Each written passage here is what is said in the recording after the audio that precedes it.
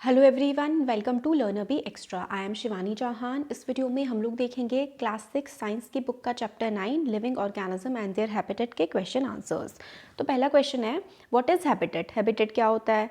The surrounding where animals live is called their habitat. Organisms depend on their habitat for food, water, air, shelter and other needs. Habitat means a dwelling place. तो surrounding मतलब आपके आसपास का area जहाँ पर जानवर भी रहते हैं, इंसान रहते हैं, मतलब आपके आसपास का एरिया जहाँ पर आप रह रहे हैं वो हैबिटेट है। और किसी भी ऑर्गेनिज्म का हैबिटेट मतलब किसी भी ऑर्गेनिज्म का वो एरिया जहाँ पर वो रहता है वो डिपेंड करता है कि वहाँ पर खाना कितना अवेलेबल है, वहाँ की हवा कैसी है, वहाँ का पानी कैसा है और इंसान को या जानवर को जिस जिस चीज़ की ज़रूरत है वो वहाँ पर अवेलेबल है या नहीं है। हैबिटेट का मतलब होता है ड्वेलिंग प्लेस। ड्वेलिंग प्लेस का मतलब जिस जगह पर आप रहते हो। नेक्स्ट क्वेश्चन है, how are cactus adapted to survive in a desert? Cactus desert में रहना कैसे सीखता है? देखिए इसका आंसर है, cactus are adapted to living in a desert as they have, क्योंकि कैक्टस के पास नो लीव्स और spiny leaves to prevent water loss through transpiration, या फिर आप कह सकते हैं दे हैव स्पाइनी लीव्स। मतलब आपने देखा होगा एलोवेरा का पेड़, वो ऐसे करके उसमें से कांटे होते हैं ना, तो वो एक कैक्टस टाइप का पेड़ होता है। या फिर कैक्टस आपने देखा हो, उसमें क्या होते हैं, कांटे होते हैं। स्पाइन्स जो है ना, स्पाइन का मतलब होता है कांटे, तो उनकी जो पत्तियां होती हैं वो बिल्कुल कांटों जैसी होती हैं, है ना, डेजर्ट के प्लांट की, जिसकी वजह से वाटर का लॉस नहीं होता ट्रांसपिरेशन की वजह से। ट्रांसपिरेशन मतलब होता है पेड़ों से जो पानी भाप बन के उड़ता है उसको ट्रांसपिरेशन कहते हैं। तो पानी नहीं उड़ता है पेड़ों की पत्तियों से अगर पत्तियां कांटे में बदल जाती हैं। तो इस तरीके से अपना पानी पेड़ बचाते हैं डेजर्ट में, रेगिस्तान में। और दूसरा पॉइंट है, stem is modified in such a way that it perform photosynthesis and conserve water. Stem भी क्या हो गई है, वैक्सी स्टेम हो गई है। तो फोटोसिंथेसिस का जो प्रोसेस होता है ना, वो इस तरीके से करती है कि पानी बचा लेती है। फिर the roots go very deep in the soil for absorbing water. और जो डेजर्ट प्लांट होते हैं उनकी जो जड़ें होती है ना, वो बहुत ही ज़्यादा लंबी लंबी होती है, खूब गहराई तक अंदर चली जाती हैं ताकि पानी वो एब्जॉर्ब कर पाए। तो क्या क्या पॉइंट्स हो गए? कैक्टस, ये बहुत इंपॉर्टेंट है क्वेश्चन, कैक्टस कैसे अडेप्ट करता है? स्पाइनी लीव हो जाती है ताकि वाटर लॉस ना हो ट्रांसपिरेशन की वजह से। फिर उसके बाद स्टेम मॉडिफाई कर लिया है खुद को ताकि वाटर को कंजर्व कर सके, और रूट्स काफ़ी लंबी हो गई हैं ताकि वो खूब गहरे ज़मीन में से भी पानी एब्जॉर्ब कर ले। फिर आते हैं fill in the blanks. The presence of specific feature which enable a plant और an animal to live in a particular habitat. तो क्या होता है कि कुछ स्पेसिफिक फीचर होते हैं जिसकी वजह से प्लांट या फिर एनिमल रह पाता है किसी भी जगह पर, उसको क्या कहते हैं, एडेप्टेशन। मतलब प्लांट या फिर एनिमल ने अडेप्ट कर लिया है कि वहाँ उस जगह पर रहना, तो क्या हो गया, उसने एडेप्टेशन कर ली है उस जगह रहने के लिए। नेक्स्ट है, the habitats of plants and animals that live on land are called terrestrial habitat, है ना। तो जो प्लांट और एनिमल ज़मीन पर रहते हैं वो टेरेस्ट्रियल हैबिटेट होती है। फिर आता है the habitats of plants and animals that live in water, जो पानी में रहते हैं प्लांट्स, वो होती है एक्वेटिक हैबिटेट, पानी में रहने वाली।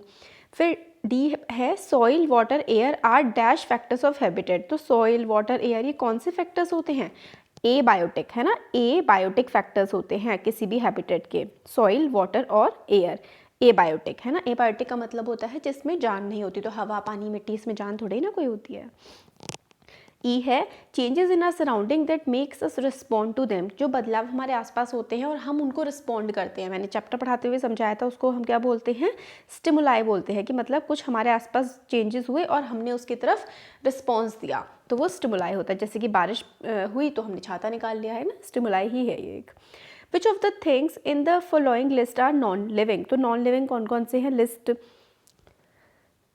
ओके, तो प्लो जो हथौड़ा हो, सॉरी हल होता है, मशरूम और ये सब, मतलब swing machine, radio, boat, water, hyacinth, earthworm, है ना, इसमें से कौन सा जो है वो नॉन लिविंग है? तो ये हमारा क्वेश्चन था, ठीक है। तो नॉन लिविंग ये सब है, रेडियो, बोट, वाटर। तो रेडियो, बोट और वाटर ये नॉन लिविंग है ना। प्लो, स्विंग मशीन, कौन कौन, थोड़ा सा मिक्सअप हो गया, सॉरी हाँ बच्चों।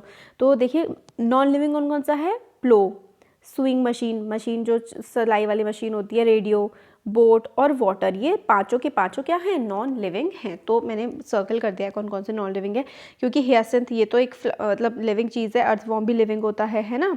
बाकी सब इसके अलावा plough, swing machine, radio, boat, answer यहाँ से हटा दो। Plough, swing machine, radio, boat, water, ये नॉन लिविंग है। तो give an example of non living thing which shows any two characteristic of living thing. तो हमें दो नॉन लिविंग ऐसी चीज़ें बतानी, मतलब चीज़ ऐसी बतानी है जिसमें लिविंग करेक्टरिस्टिक हों। तो example of non living thing is cloud which shows the following characteristic. तो क्लाउड नॉन लिविंग है बट वो ग्रो होता है साइज में और मूव भी करता है। तो मतलब हमें ये बताना है कि कोई चीज़ नॉन लिविंग है बट उसमें लिविंग करेक्टरिस्टिक है, मतलब है तो वो नॉन लिविंग, उसमें जान नहीं है, बट ऐसा एकदम से देखो तो लगता है इसमें तो लिविंग वाली करेक्टरिस्टिक है। जैसे कि जो क्लाउड है वो एक नॉन लिविंग चीज़ है बट वो ग्रो हो जाता है, साइज में बड़ा हो जाता है और वो मूव भी करता है। नेक्स्ट है which of the following non living thing were once part of a living thing. तो इनमें से कौन सा नॉन लिविंग थिंग अभी है बट पहले लिविंग था।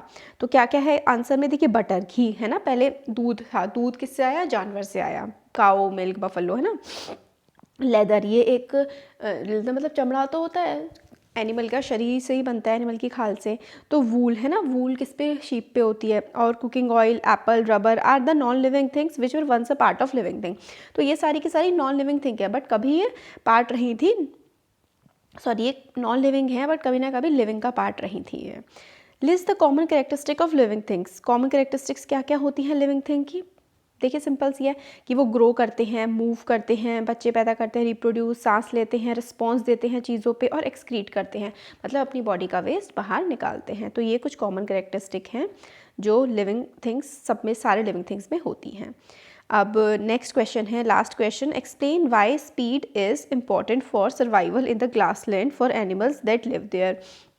तो हिंट भी दे रखी है हमें कि कुछ थोड़े ही प्लांट्स और ग्रासलैंड्स वगैरह। देखिए क्या है ना इसमें कि हम लोगों को क्वेश्चन में बोला गया है कि स्पीड क्यों ज़रूरी है किसी भी जानवर को ज़िंदा रहने के लिए अगर वो ग्रासलैंड में रहता है। ग्रासलैंड मतलब जहाँ पे घास के मैदान होते हैं, पेड़ बहुत कम होते हैं, ऐसी जगह जो जानवर रहते हैं उनको बहुत तेज़ क्यों भागना पड़ता है ज़िंदा रहने के लिए।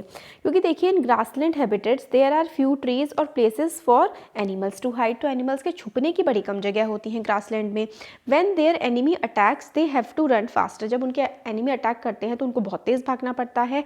सो as to reach a safe place, मतलब एक सुरक्षित जगह पहुँचने के लिए जानवरों को बहुत तेज़ भागना पड़ता है।